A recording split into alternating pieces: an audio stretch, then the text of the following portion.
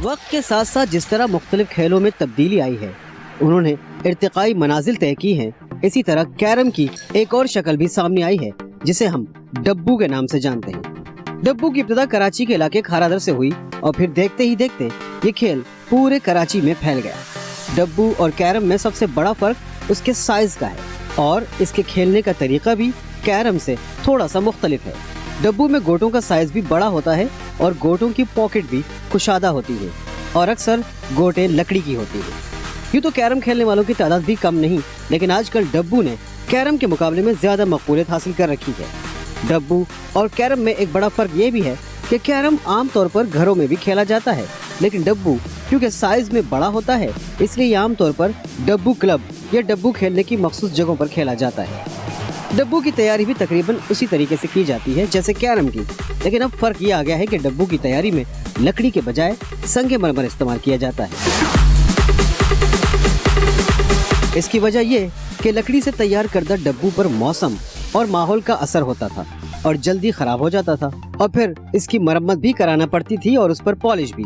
Marble लकड़ी से महंगा है, लेकिन मार्बल सदाबहार है, इस वजह से लोग बाग इसी को यूज करते हैं। अमूमन सर्दियों के अंदर ना लकड़ी का होता है ना, उसके नीचे आग जलानी पड़ती है ताकि लकड़ी अपनी लेवल रहे, नहीं तो लकड़ी फूल जाती है।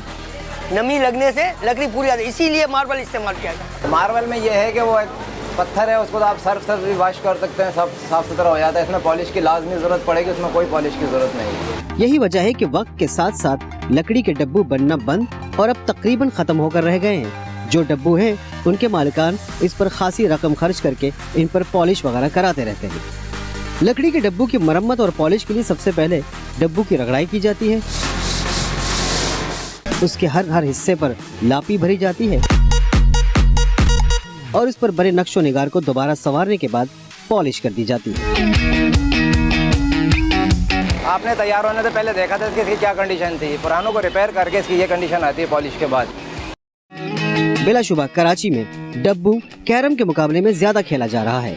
यही वजह है कि इसकी तैयारी भी ज्यादा होती है। डब्बू में संगे मरमर के इस्तेमाल ने इसके आए दिन खराब होने और पॉलिश वगैरह कराने की झंझट से जान छुड़ा दी है, क्योंकि संगे मरमर पर गर्मी सर्दी का असर नहीं होता और मैला हो जाने पर इसे बआसानी धोया जा सकता है।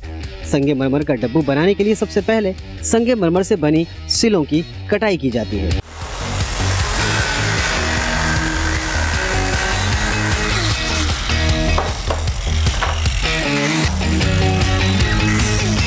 और फिर नाप तोलकर उस पर ग्राइंडर के जरिए लकीरें लगाई जाती हैं।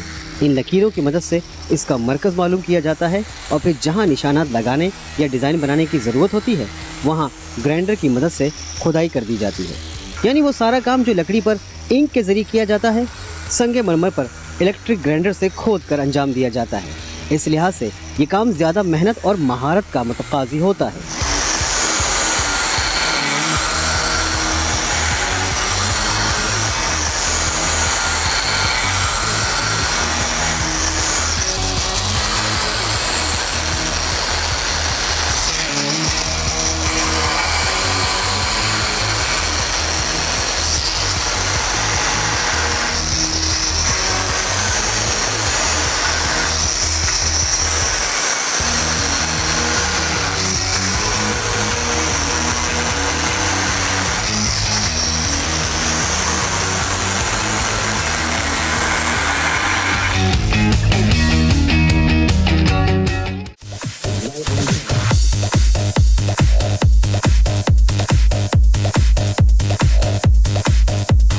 ग्राइंडर के जरिए बनाए गए डिजाइन में रंग भर दिया जाता है।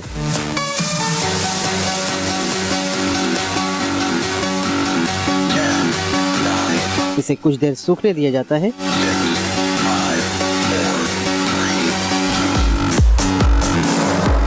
और सूखने के बाद इसकी घिसाई का काम शुरू हो जाता है, जिसमें कई अक़साम के पत्थरों का इस्तेमाल किया जाता है। इस दौरान पानी की भी बड़ी मिक़दार इस्तेमाल होती है। इसमें 4 किस्म की बट्टियाँ चलेंगी, 1 2 3 4, ये 4 किस्म के इसमें मार्बल चलेंगे, उसके बाद ये कंप्लीट होगा। घिसाई होने के बाद इसे फाइनल टच दिया जाता है। इस अमल को नमदा लगाना कहते हैं। नमदा लगाना दरअसल पॉलिश ही का अमल होता है, जिससे संगे मरमर में चमक आ जाती है। ये काम मुकम्मल होने के बाद अब संगमरमर की शीट पर बने इस डब्बू को मुकम्मल करने के लिए इसके फ्रेम की तैयारी का अमल शुरू हो जाता है।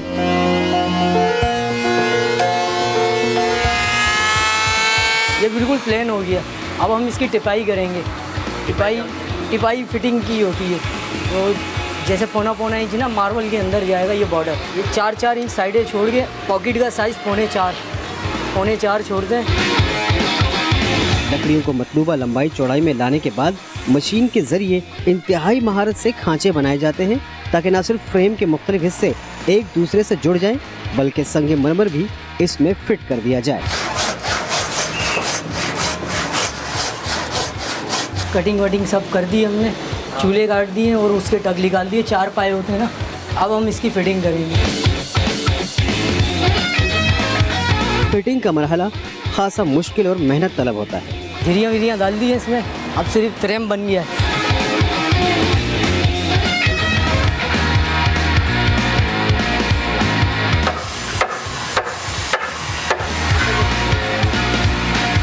सर ये फिटिंग हो गई है इसकी। अब इसकी झालर कटिंग वगैरह नीचे की लगेगी। फ्रेम फिट होने के बाद दूसरी लकड़ियों को मुख्तलिफ डिजाइन में काट कर लगाया जाता है। सर ये हमारे गोला कटिंग तैयार हो गई है बॉर्डर के नीचे। अब ये लगाएंगे।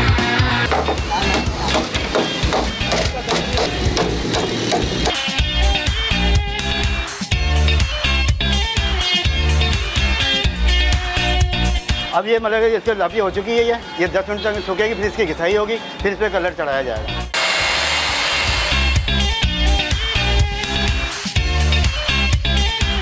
और फिर इसके फ्रेम पर रंग और पॉलिश का अमल शुरू हो जाता है। इसमें रेगमाल लग चुका है। अब इस पर कलर दे रहे हैं हम लोग। कलर के बाद ये फिर फिनिशिंग में आएगा, फिर इस पर पॉलिश फाइनल हाथ लग जाएगा।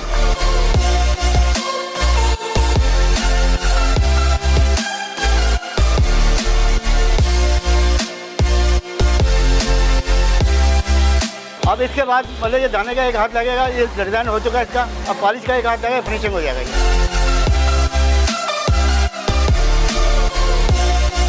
जी पहले हमने इसमें मतलब कलर चढ़ाया, पॉलिश चढ़ाई। अब ये कंप्लीट हो चुका है, फाइनल हो चुका है।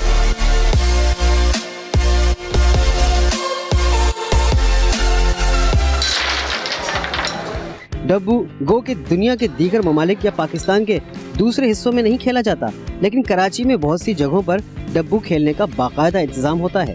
कराची के इलाके बहादुराबाद में एक बड़ा डब्बू क्लब है, जहां 26 डब्बू रखे हुए हैं,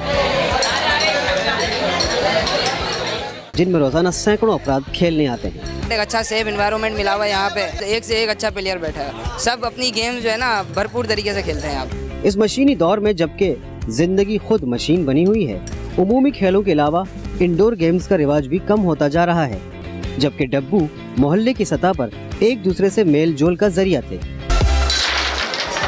YouTube पर गूगली न्यूज देखने के लिए youtube.com की सर्च बार में गूगली न्यूज टीवी टाइप करें। गूगली न्यूज के पेज पर सुर्ख रंग के सब्सक्रिप्शन वाले बटन पर क्लिक करना ना भूलिए। YouTube पेज पर अपलोड होने वाली वीडियोस से बाखबर रहने के लिए बेल आइकन पर क्लिक कीजिए। आपको हर नई वीडियो के बारे में नोटिफिकेशन मौसूल हो जाएगा।